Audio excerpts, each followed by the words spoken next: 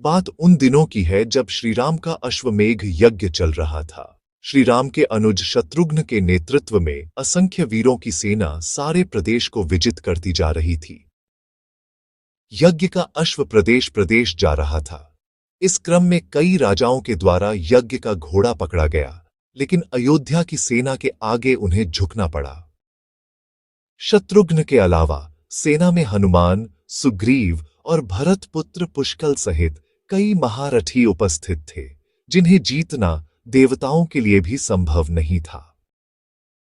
कई जगह भ्रमण करने के बाद यज्ञ का घोड़ा देवपुर पहुंचा, जहां राजा वीरमणि का राज्य था।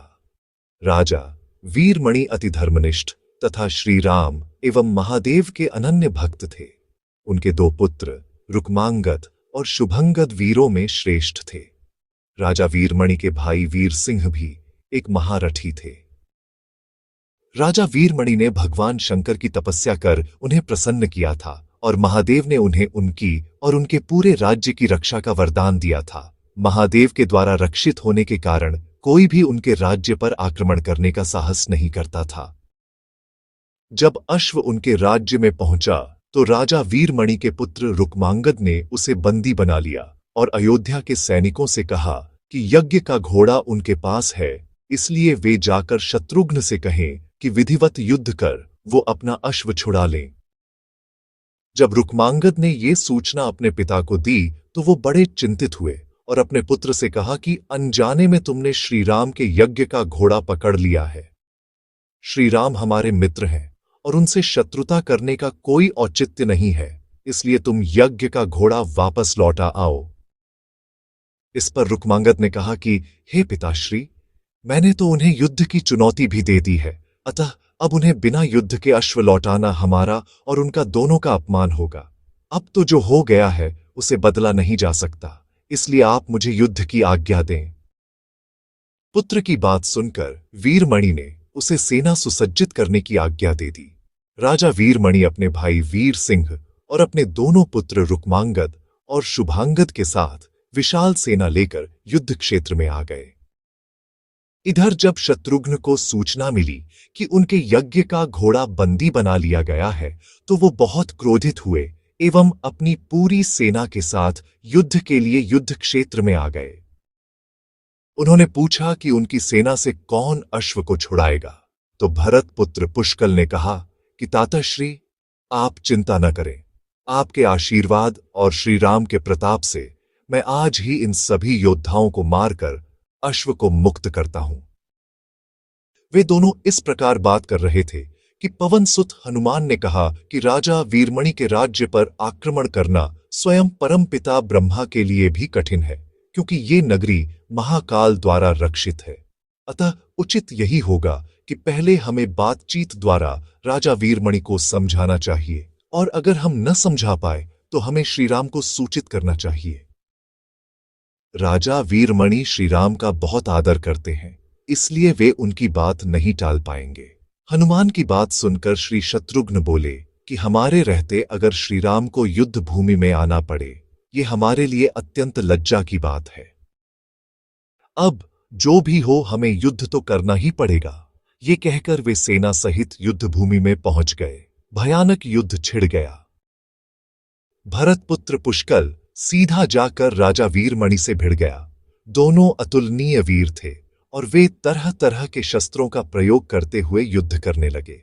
हनुमान राजा वीरमणि के भाई महापराक्रमी वीर सिंह से युद्ध करने लगे।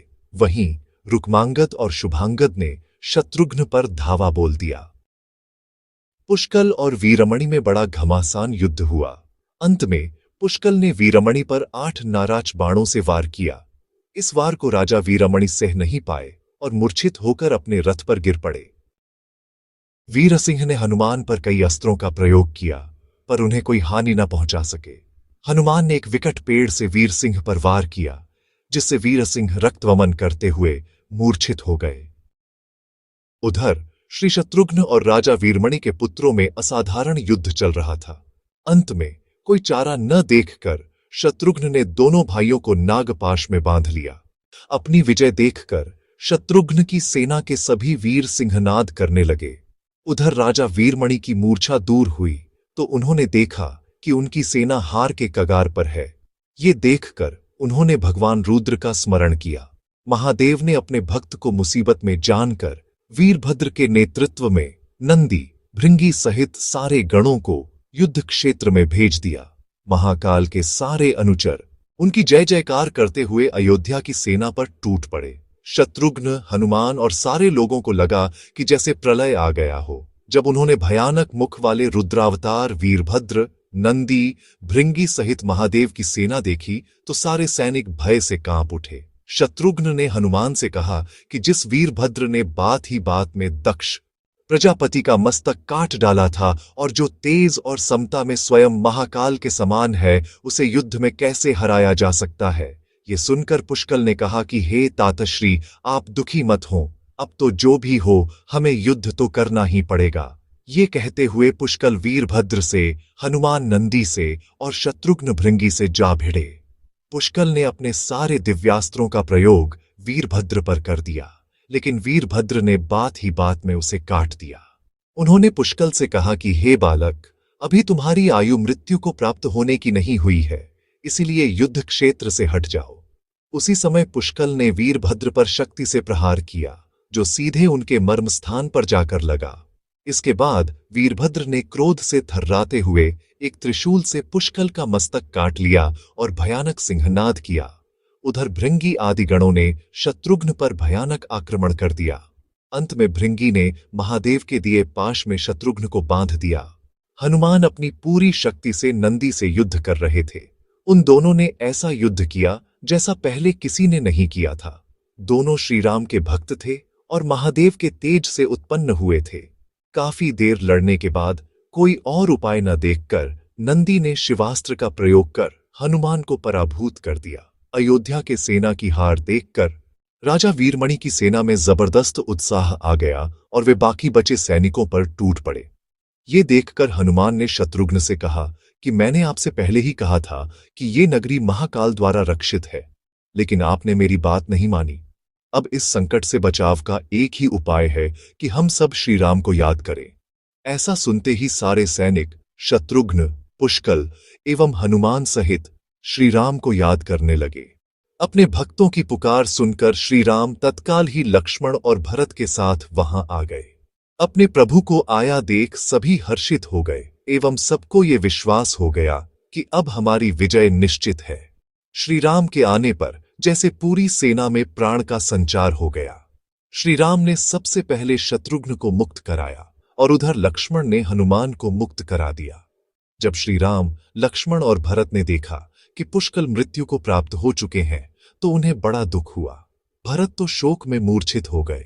श्रीराम ने क्रोध में आकर वीरभद्र से कहा कि तुमने जिस प्रकार पुष्कल का वध किया है उसी प्रकार अब अपने जीवन का भी अंत समझो।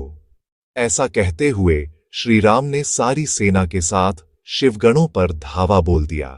जल्द ही उन्हें ये पता चल गया कि शिवगणों पर साधारण अस्त्र बेकार है, इसलिए उन्होंने महर्षि विश्वामित्र द्वारा प्रदान किए दिव्यास्त्रों से वीरभद्र और नंदी सहित सारी सेना को विदीर्ण कर दिया।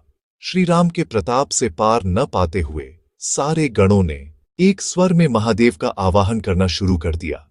जब महादेव ने देखा कि उनकी सेना बड़े कष्ट में है तो वे स्वयं युद्ध क्षेत्र में प्रकट हुए। इस अद्भुत दृश्य को देखने के लिए परमपिता ब्रह्मा सहित सारे देवता आकाश में स्थित हो गए। जब महाकाल ने युद्ध क्षेत्र में प्रवेश किया तो उनके तेज से श्रीराम की सारी सेना मूर्छित हो गई। जब श्रीराम ने देखा कि स्वयं महादेव रण क्षेत्र में आए हैं तो उन्होंने शस्त्र का त्याग कर भगवान रुद्र को दंडवत प्रणाम किया एवं उनकी स्तुति की। उन्होंने महाकाल की स्तुति करते हुए कहा कि हे सारे ब्रह्मांड के स्वामी, आपके ही प्रताप से मैंने महापराक्रमी रावण का वध किया। आप स्वयं ज्योतिर्लिंग में रामेश्वरम में पधारे। हमारा जो भी बल है वो भी आपके आशीर्वाद के फलस्वरूप ही है।